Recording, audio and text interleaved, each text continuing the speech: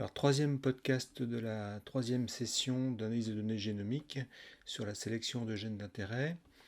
Donc, ce qu'on a vu jusqu'à présent, c'est le choix du test pour sélectionner les gènes d'intérêt en fonction du signal biologique qui nous intéresse. Et en l'occurrence, on a pris l'exemple d'un effet régime en présence dans le modèle d'un effet génotype. Dans une seconde partie, on s'est interrogé sur le seuil à donner sur la p-value en deçà duquel on décide qu'un gène est positif. Et on a vu comment choisir ce seuil de telle manière à contrôler soit le taux de faux positif, le FDR, soit le risque de faux positif, le FWER, sachant que ce dernier, le contrôle du FWER est beaucoup plus exigeant et conduit à des procédures moins puissantes. Et donc, dans cette troisième partie, on va voir comment est-ce qu'on peut améliorer la puissance des tests et comment est-ce qu'on peut mettre ça en œuvre dans R. Donc je vais proposer trois pistes que vous pourrez ou non utiliser selon la situation dans vos études de cas. La première piste, elle n'est pas très compliquée à mettre en œuvre. Donc on a vu, à la fois quand on a présenté le FDR et le FWER, qu'à chaque fois, il y avait une approximation que l'on faisait qui consistait à dire on contrôle le FWER ou le FDR non pas au niveau alpha, mais au niveau pi0 fois alpha, où pi0 c'est la proportion des gènes qui sont réellement sous H0. Il y avait ce pi0 qui apparaissait et on disait on va faire comme s'il était égal à 1, on va l'approcher par 1. Donc on se mettait dans la situation où l'énorme majorité des gènes étaient sous H0 et donc on recherchait un petit nombre de gènes porteurs du signal. Alors on va voir qu'en réalité, cette hypothèse, on peut facilement s'en débarrasser parce qu'on peut très bien estimer cette quantité, cette proportion pi0. Et on peut l'estimer à partir de l'histogramme des p-values. Donc je vous ai représenté dans ce diaporama un histogramme des p-values avec le fameux plateau qui correspond aux gènes qui sont sous H0 et puis le pic au voisinage de 0 qui correspond aux p-values très petites et donc aux gènes qui sont surreprésentés parce qu'ils ne sont pas sous H0. Donc on peut décomposer cet histogramme en deux parties.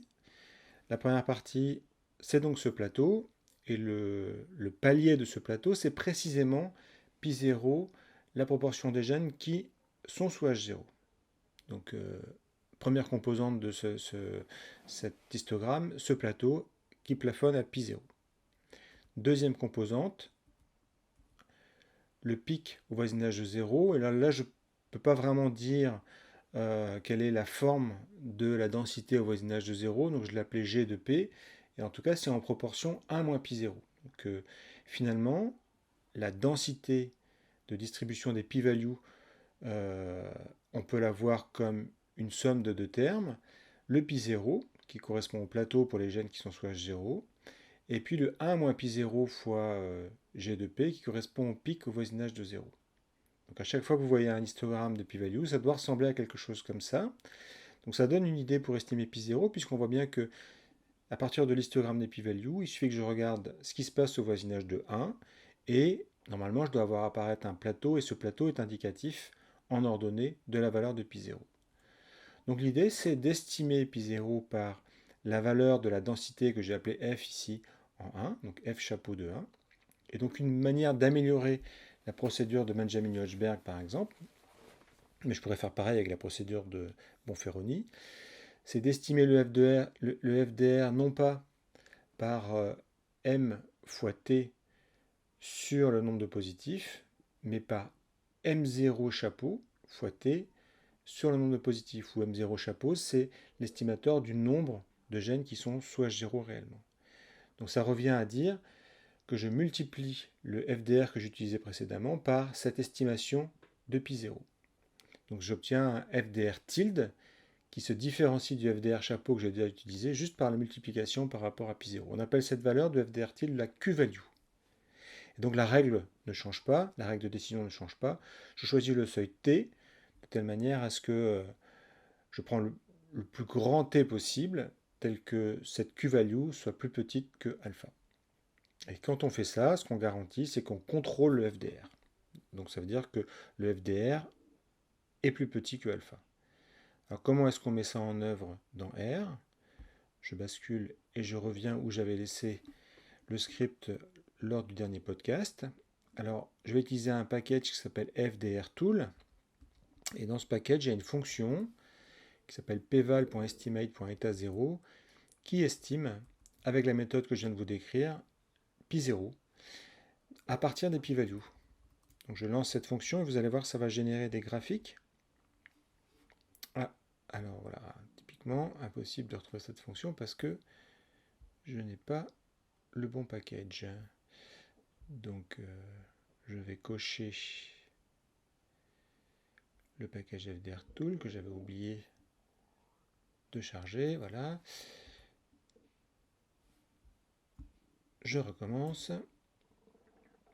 Voilà, donc on a des graphiques qui se créent, et en particulier celui-ci. Alors l'autre, je ne vais pas trop le regarder parce qu'il n'est pas très informatif. Celui-ci, il décompose bien le plateau avec le pic, et donc il dit qu'il estime pi0, que lui appelle état 0 dans le logiciel, par 0,9466. Alors rappelez-vous que je suis en train de travailler sur des données simulées dans lesquelles j'ai justement mis 5%. J'ai mis du signal biologique sur 5% des gènes. Donc il a quand même estimé le nombre de gènes qui sont réellement sous H0 à quelque chose qui est proche de 0,95. Donc on a une bonne estimation de pi0 ici. Je vais fermer ces fenêtres graphiques. Donc la Q-value, c'est pi0 fois les p-values ajustées par la méthode de Benjamin-Hochberg. Donc quelles conséquences ça a? On a un tout petit peu plus de vrais positifs qu'on en avait tout à l'heure. On a sans doute aussi un tout petit peu plus, on était je crois à 62 de mémoire, on passe, ou à 58 de mémoire, on passe à 64 faux positifs. Et en termes de proportion de faux positifs, on reste autour de 5%. Donc cette méthode d'estimation de pi0 pour calculer une Q-value, elle restaure en réalité le bon seuil de contrôle du FDR à 5% au lieu de le mettre à pi0 fois 5%. Et donc on reste avec un contrôle du FDR au bon niveau, même si sur cet exemple-là on le dépasse un petit peu, mais comme je l'ai dit précédemment, ces méthodes-là, elles garantissent qu'en moyenne on contrôle le FDR, donc si vous lancez votre propre simulation, il est possible que vous soyez en réalité à 4,8%, 4,5% et non pas à 5,5% comme moi ici aujourd'hui. Alors je vais appliquer cette méthode sur les données, les vraies données, celles dont on dispose. Donc les p-values étaient stockées dans un objet qui s'appelait pvald. Je calcule pi0. Et là j'ai une estimation de pi0 à 0,85. Donc dans les vraies données sur lesquelles on travaille, on estime que 85% des gènes ne sont pas impactés par l'effet régime. Je prends en compte cette estimation pour calculer les p-values. Il ne faut pas que je fasse de bêtises dans les codes. Voilà.